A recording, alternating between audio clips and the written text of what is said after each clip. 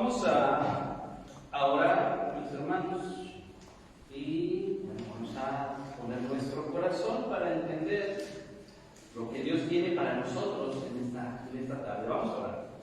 Padre, te damos las gracias. Ha sido bueno, maravilloso, misericordioso. Nos permite ser parte del culto de adoración a tu nombre, siendo indignos, mi Dios. Sin embargo, Padre, tu gracia es preciosa, maravillosa, magnífica, inexplicable, porque hasta de nosotros has tenido misericordia, Señor. Así que somos parte, mi Dios, del culto de este día. Gracias, porque pues tal vez, mi Dios, el Espíritu Santo ha preparado que tengamos que escuchar en este día. Gracias te damos por ello, Señor, en el nombre de Cristo Jesús. Amén. Tomen su lugar, mis hermanos, por favor. Un peligro cerca. A lo largo del mes, mis hermanos, hemos hablado de la tarea de la nación santa. Lo que una nación santa debiera manifestar o por lo menos mostrar. Y pues déjenme decir, hermanos, que no existe una nación santa sin luchas. No existe una nación santa sin batallas. De hecho, hermanos, para poder mostrar fidelidad, ¿qué creen que va a pasar? Vamos a ser tentados para ser infieles. Es la forma en la que Dios, hermanos, permite que usted y yo entendamos la fidelidad. Cuando hay dos opciones, cuando el mundo nos brinda algo, cuando el mundo nos ofrece algo, cuando la rutina de la vida nos pone algo, pero usted y yo ya sabemos lo que Dios dice. Y entonces tengamos que decidir. Y Dios nos guía a decidir como una nación santa. No se nos olvide, hermanos, que somos santos, no porque seamos muy buenas personas, no por ser los mejores, sino porque seguimos a un Dios santo, un Dios que ha puesto sus ojos en nosotros y ha tenido misericordia, un Dios que es bueno, hermanos, y que tiene una comisión para los que Él ha llamado, para los que han respondido, para los que buscan servirle. Sin embargo, hermanos, la nación santa va a enfrentar dificultades. Y va a enfrentar peligros, hermanos. Si usted conoce un poquito de historia, sabrá, hermanos, que la historia de la iglesia se ha caracterizado por estar teñida en sangre. Porque hubo hermanos que no negaron la fe y que fueron asesinados. Porque hubo hermanos hace muchos años que pusieron la Biblia en otras manos y que les costó la vida. Porque aún hoy, hermanos, siguen yendo a lugares donde la Biblia no es permitida libremente, arriesgando su propia vida. Y nosotros, hermanos, ¿cuáles son nuestras luchas? Se dará cuenta que Dios ha sido bueno con nosotros. De verdad. Así que no podemos poner pretexto de no ser una nación santa. Porque ni usted ni yo corremos peligro al tener la puerta, hermanos, abierta. Nadie ha llegado hasta el momento, hermanos, con patrullas aquí, sonando las sirenas para decir, está prohibido el culto evangélico, así que cierren la puerta y todos los que están aquí están presos. Porque eso no ha pasado. Porque usted y yo podemos llevar nuestras Biblias en las calles libremente. No la lleven el celular, cárguela, llévenla, que la gente vea que lleva la Biblia libremente. Y hablemos de Jesucristo. Porque no lo han sacado de algún restaurante, fondita, o ahí los agachados en el mercado, ¿verdad? Diciendo, tú estás orando, no puedes comer aquí. ¿Verdad que no lo han hecho así? ¿Qué caso se le quedan bien? Gloria a Dios porque lo vieron orar.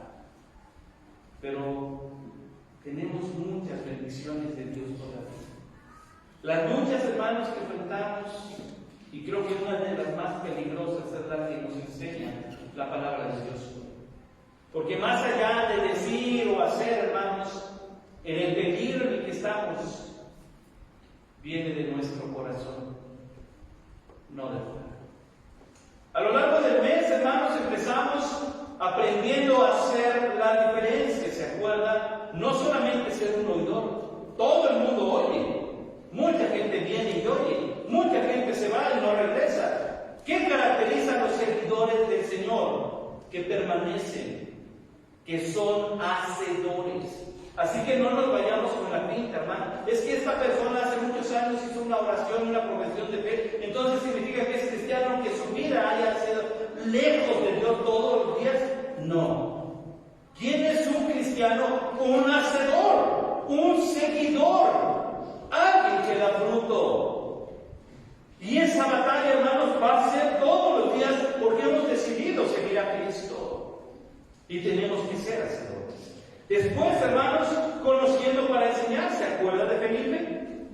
Felipe, hermanos, el evangelista, el diácono. El Señor le dijo: ve a predicar al desierto. Felipe no dijo: ¿y quién va a estar allá, Señor? Por lo menos hay garantía de que alguien me escuche. Felipe dijo: bueno, si Dios me está mandando, es porque habrá un corazón que pueda escuchar. ¿Y sabe qué? Hubo una persona que iba leyendo la Escritura. ¡Wow! Felipe lo único que se acercó no llegó con una pregunta típica, ¿verdad? ¿Le puedo tomar 5 minutos de su tiempo? Felipe se dio cuenta que había una necesidad. Dijo: ¿entiendes lo que estás leyendo? Y entonces él le dijo: ¿cómo voy a entenderlo si no hay quien me explique? ¿Quién es ese Felipe que va a explicar la Biblia, el que no sabe, hermanos? Nosotros. Con esa convicción, yo soy ese Felipe que se tiene que levantar. Yo soy ese Felipe que se va a sentar a ese carruaje. Yo soy ese Felipe que tiene que conocer la Biblia para poder explicar que lo que tú estás leyendo es la necesidad de Jesucristo. Y al final, hermanos, Felipe no leyó más. Pero él siguió su camino. Y la historia dice que Etiopía, hermanos, es un país con el mayor número de creyentes en Jesucristo. Amén. ¿Dónde se originó todo eso? Vamos a la Biblia, vamos al libro de Hechos, y se encontrará que hubo un hombre que llevaba la Biblia en su corazón y que llegó a hablarle a los suyos de Jesucristo. Igual, hace 8 días, hermanos, hablábamos de nuestra responsabilidad. ¿Qué tengo que decir? ¿Qué me tiene que caracterizar, hermanos? ¿Se acordará de los levitas? ¿Quién está por Jehová?, decía Moisés. Y los únicos de 12 tribus que se levantaron fueron los levitas. Aquellos que años atrás, con su padre Leví, hermanos, fueron condicionados a ser una tribu rebelde, una tribu áspera, agresiva, incluso genocida. Pero Dios transforma el corazón. Y ahora le dice: ustedes, los que se levantaron y dijeron: yo estoy por Jehová, han sido consagrados. Y tenemos, hermanos, a la tribu de Leví, que son característicos en el servicio del Señor. Pero también ahí mismo hablamos, hermanos, de lo que es la nación santa. ¿Y cuál es la tarea que el apóstol Pedro dice que tiene que hacer la nación santa? ¿Vivir alegres, felices juntos sin mezclarse con el mundo? No. Pedro dice: vayan y anuncien las virtudes. Entonces, si nos damos cuenta, hermanos, cómo ser una nación santa implica más allá de venir y sentarnos. Pero aquí viene el peligro. Porque, hermanos, qué bonito, qué responsabilidad, pero ¿por qué anunciaría usted a Jesucristo? Yo le he dicho al Señor: ¿por qué me dijiste a mí de pastor? Porque yo veo muchas gentes que son mejores que yo. Porque yo veo hermanos en la iglesia que tienen más capacidad de planeación que yo. Porque yo veo gente que se le nota más santidad que a mí. ¿Por qué me pusiste a mí? Y entiendo entonces que el plan de Dios no consiste en lo que yo pueda hacer, sino en lo que Él puede hacer. ¿Por qué hablarle de Cristo a usted si hay gente más espiritual que usted? Porque Dios quiere utilizarlo a usted y a mí, los vasos, hermanos, frágiles, para llevar su gloria y que brille Él. Para que la gente no nos mire a usted y a mí, ni nos siga a usted y a mí. ¡Qué decepción! Sino para que la gente ponga sus ojos en Jesucristo y diga: quiero confiar yo también en Jesucristo. Y le voy a poner un ejemplo bien claro, porque usted y yo podemos leer en la Biblia, ¿verdad?, el Señor llama a una gente buena, gente impactante. Mire al apóstol Pablo, de todo lo que hizo. ¿Pues sabe que antes de llamar al apóstol Pablo, Dios llamó a 12 individuos? Y estos 2 hermanos no eran la grandeza caminando, Déjeme decirle que no. Pedro, Andrés, Jacobo, Santiago y Juan se dedicaban a la pesca. Eran humildes. Obviamente ellos no habían podido tener la facultad de ir y estudiar en una academia de ciencias. Era un trabajo muy humilde. Estos cuatro.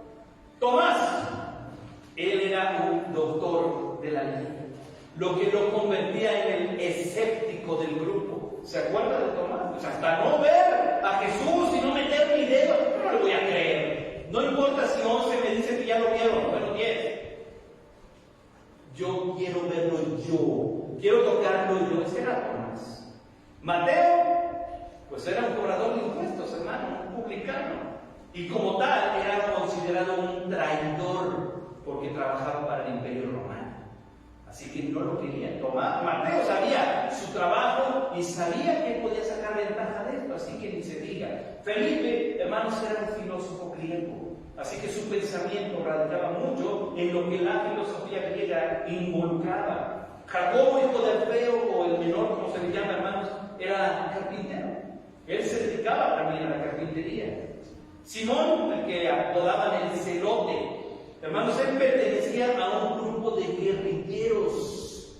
Ellos estaban en contra del Imperio Romano y buscaban la oportunidad de derrocarlo, por lo menos de la región, a base de la guerra. Así que el lugar donde ponían su pie los celotes,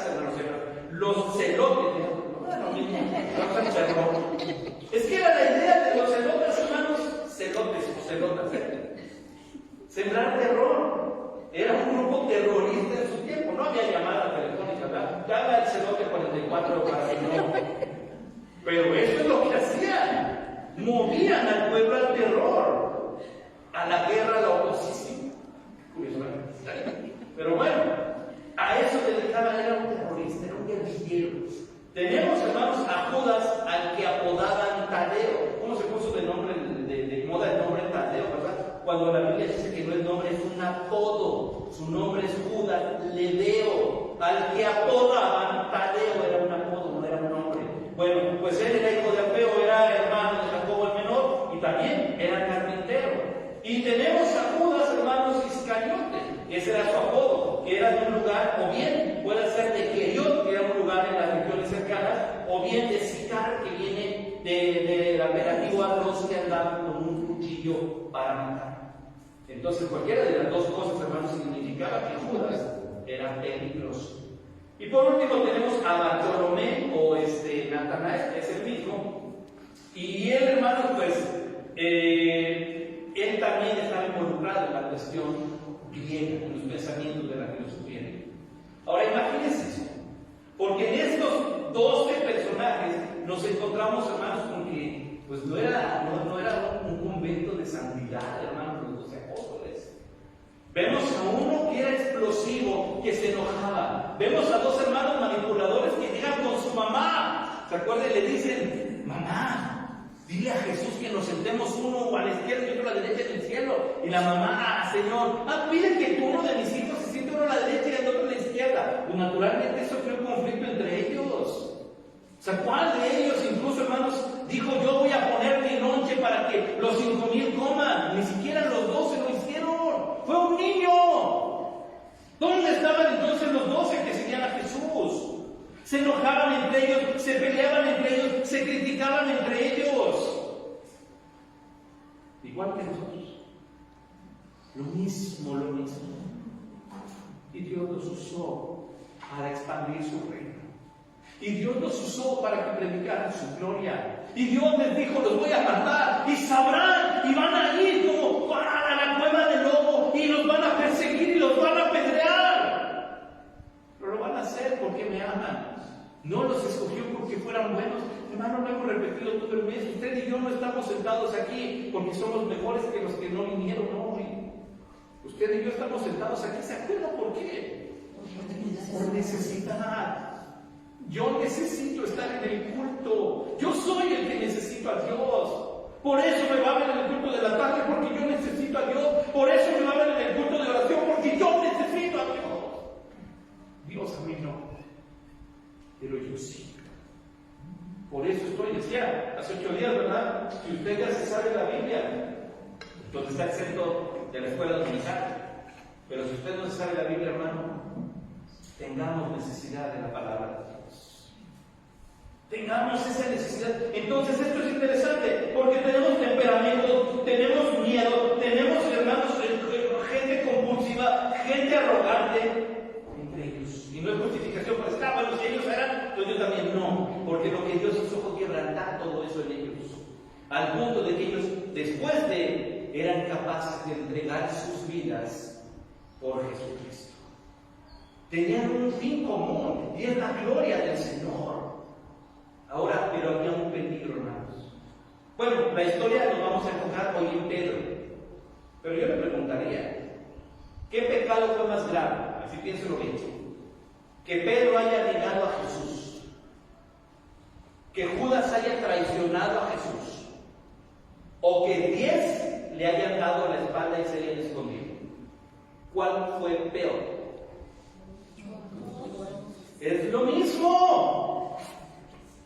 Es exactamente lo mismo. A veces condenamos a Judas, ¿verdad? Por traidor. Pues déjame decirte que Pedro no tiene mejor reputación.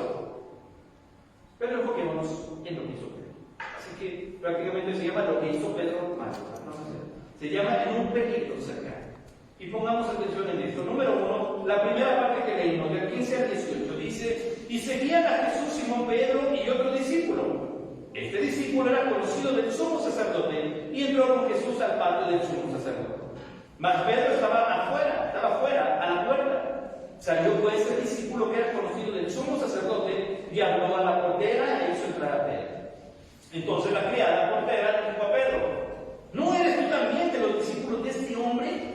Dijo él: no soy. Y estaban en pie los siervos y los alguaciles y habían encendido un fuego porque hacía frío y se calentaba. Y también con ellos estaba Pedro en pie, calentándose. Número 1, hermanos, acerca de este peligro cercano. Número 1, que tenemos que aprender a hacer nosotros es a seguir con seguridad. Un seguidor de Cristo, hermanos, no puede ni debe titubear. Seguir a Cristo, hermanos, es lo más grande que nos ha pasado. Toparnos con el Señor, con el Salvador, con el Príncipe de paz, con el Rey de Reyes, con una sonrisa diciendo: vine a salvarte, es lo más grande que puede existir. Y que puede experimentar un mortal como usted y como yo. Pero esto mismo implica, hermanos, una integridad en nuestro diálogo. Ahora, ¿qué pasó, hermanos? El Señor Jesús había sido arrestado esa noche.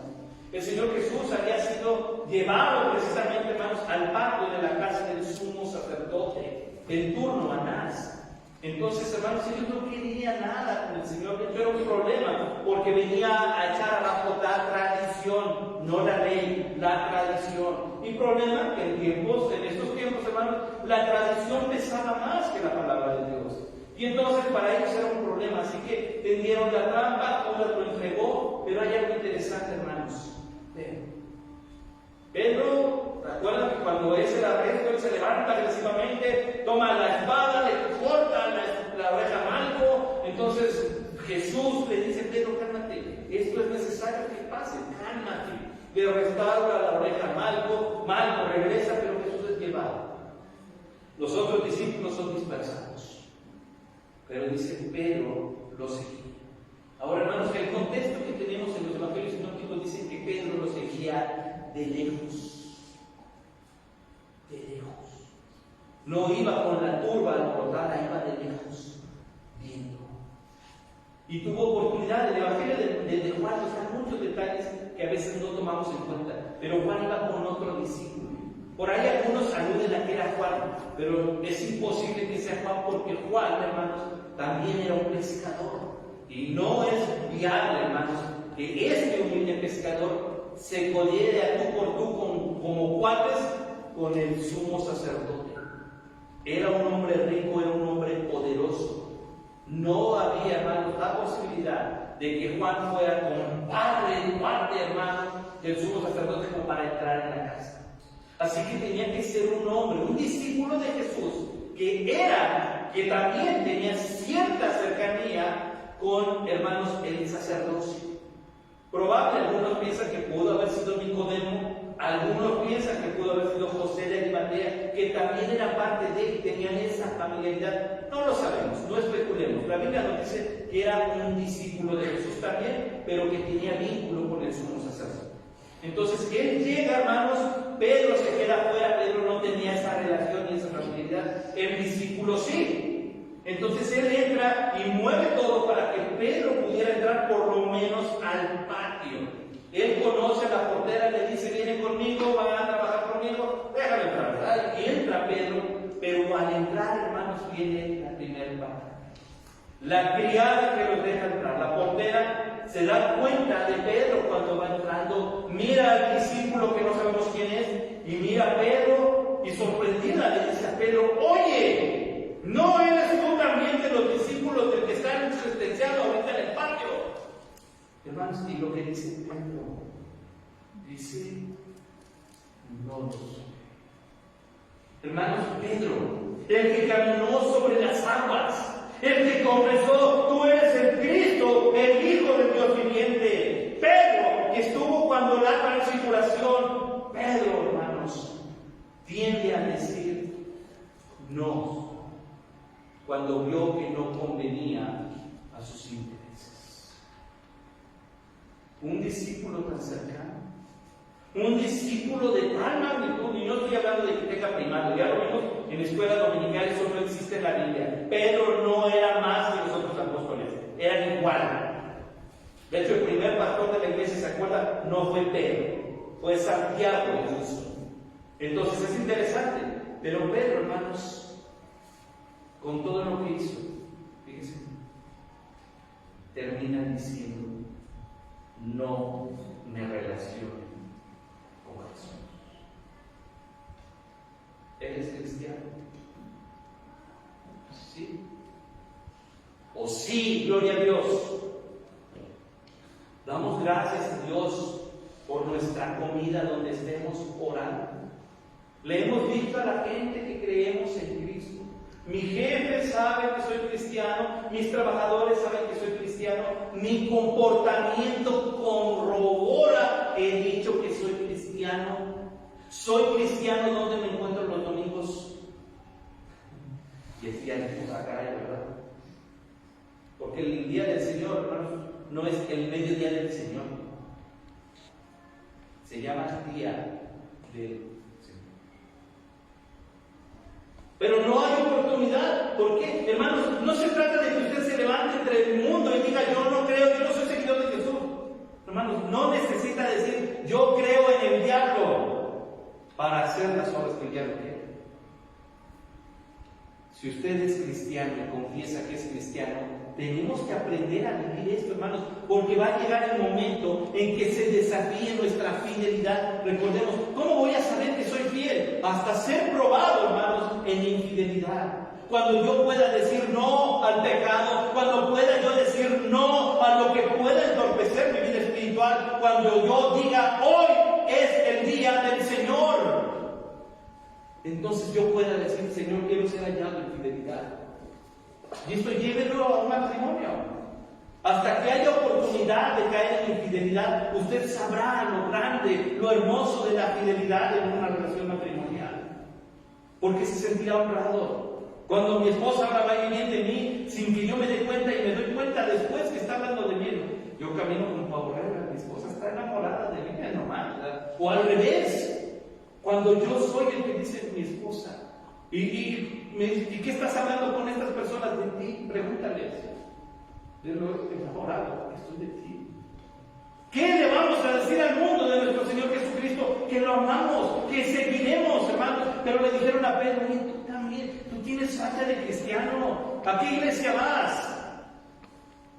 Y entonces, hermanos, si usted y yo, no es que digamos, yo no creo en Dios. Pero mire sus prioridades. Mire sus prioridades. Y entonces podemos determinar, caray, como que la portera salió a mi encuentro y me dijo, si yo era seguidor del Señor, ¿qué vamos a responder? Aquí, hermanos, Pedro fue claro en esto. No titubeó. Inmediatamente dijo, no lo soy. Ahora, había un argumento, tal vez nosotros podíamos pensar en sentido lógico humano. Pedro estaba exponiéndose, porque si acaban de agarrar al Señor, ¿Qué hubiera pasado si Pedro hubiera dicho, sí, soy seguidor de Jesús? Lo hubieran arrestado también, lo linchan ahí. Exactamente.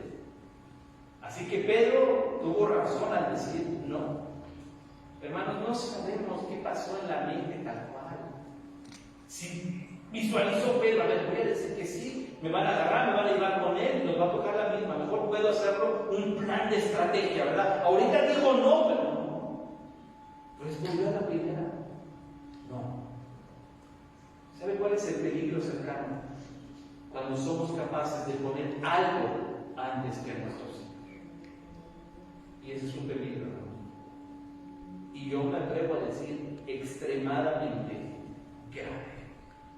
Porque estamos negando al que entregó su vida por nosotros. Porque le hemos dicho al Señor Jesús, espérate, a ver si la otra semana tengo tiempo de ir al culto. Porque le hemos dicho a Jesús, hoy no puedo orar, estoy muy cansado. Porque le hemos dicho a Jesús, hoy no hay oportunidad, tengo una visita, así que te esperas a la siguiente semana a ver si puedo ir al culto. Porque le hemos dicho a Jesús, hoy no voy a leer la Biblia, me duelen los ojos. Y para cada pretexto que pongamos, hermanos, el Señor ya tiene una solución. ¿Va? No puedo leer la Biblia, pongan en audio ahí en YouTube, hay Biblia en audio y se van a dar cuenta que hasta para eso ni siquiera lo sabemos hacer bien. No sabemos explicar bien, aunque suene curioso. Hermanos, quedamos mal. Pedro no quedó bien parado. Pedro, hermanos, cometió una fatalidad terrible. Pero no juzguemos a Pedro.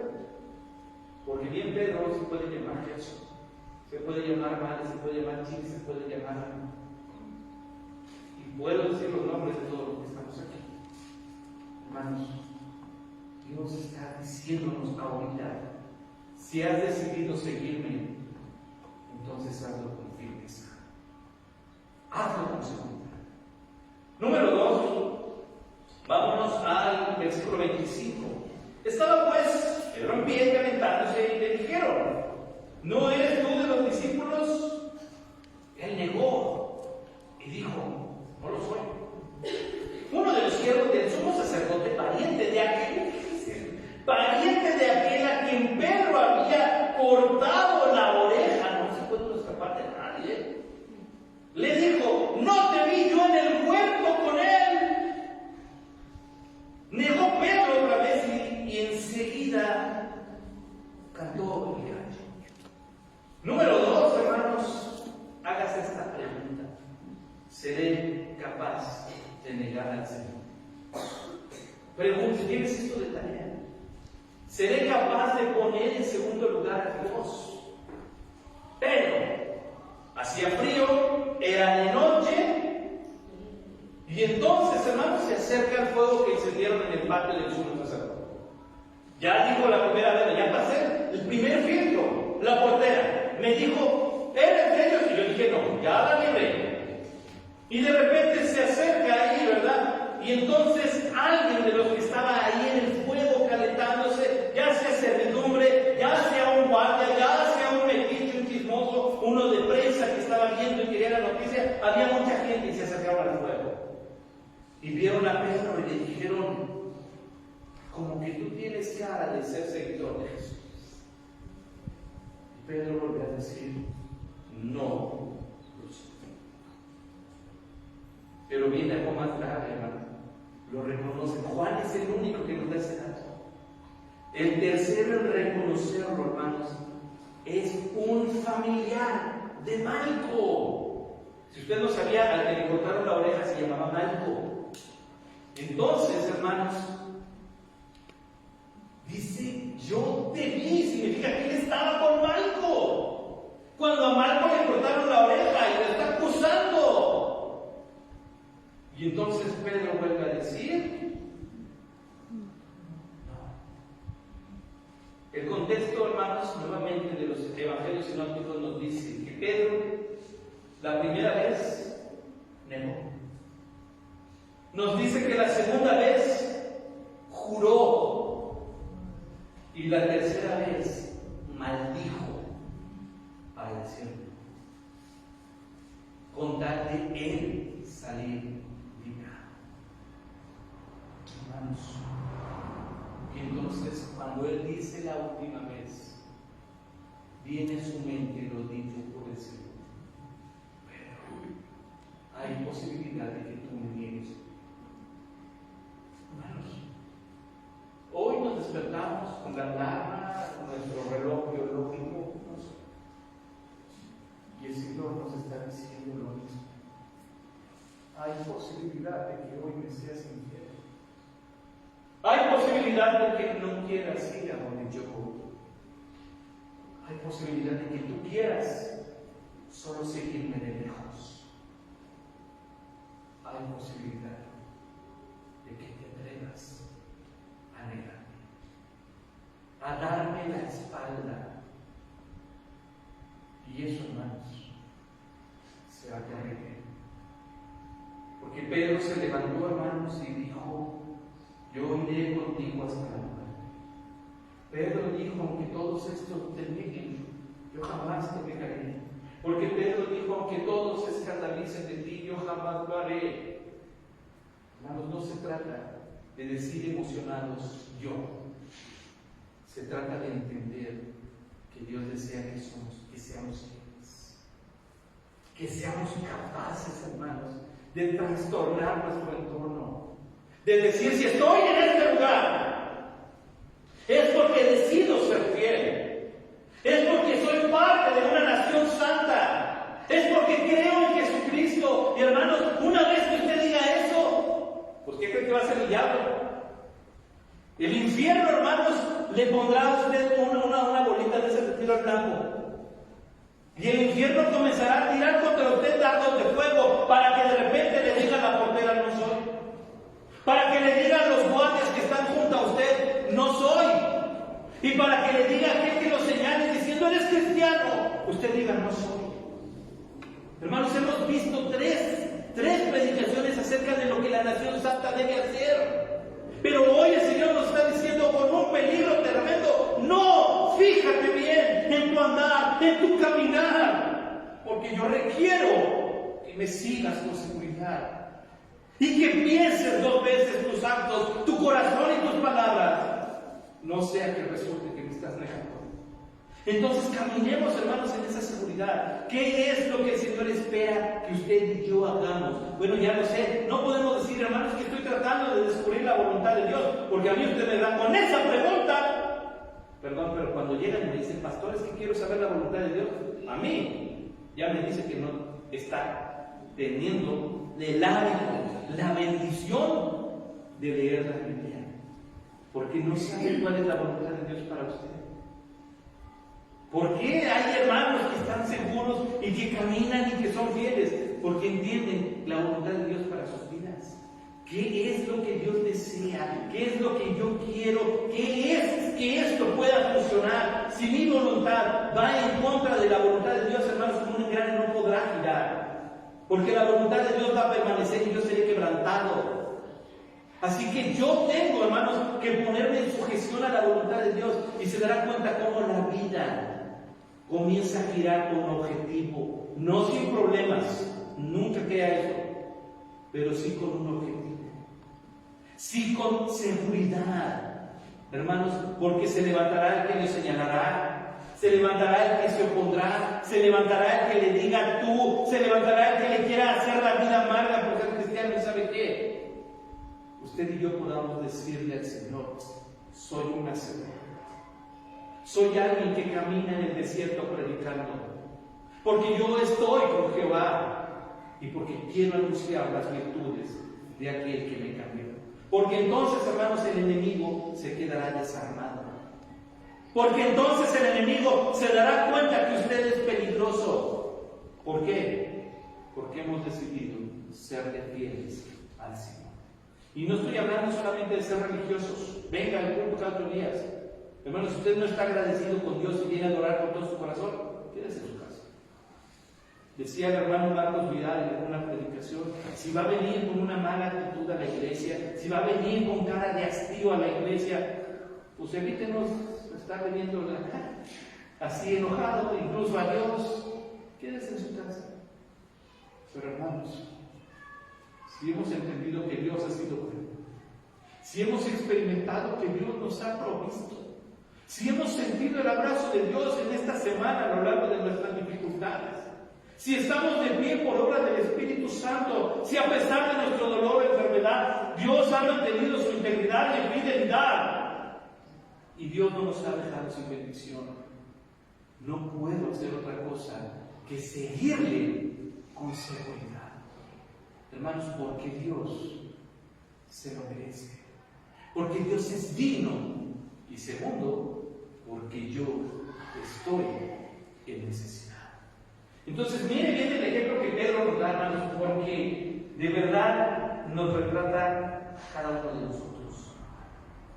Seguía a Jesús de lejos. Hermano, arriesgue su vida.